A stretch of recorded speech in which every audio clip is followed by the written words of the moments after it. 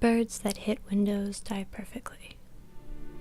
Their necks are broken, but their necks are so small that they just look perfect, like nothing's wrong.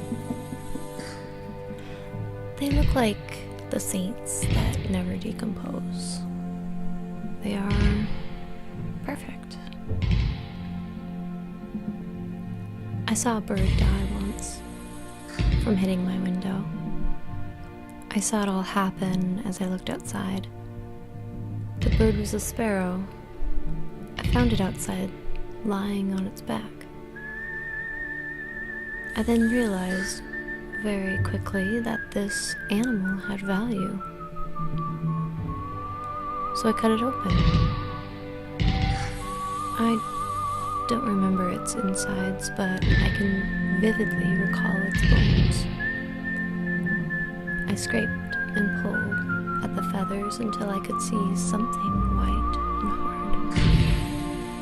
In the end, the bird had exploded into many lovely pieces. From this experience, I kept its skull, its left wing, and its right leg, and I buried the rest. I placed them in a box under my bed. A year later, a flood destroyed our house. I lost everything. The earth had swallowed it up and buried it.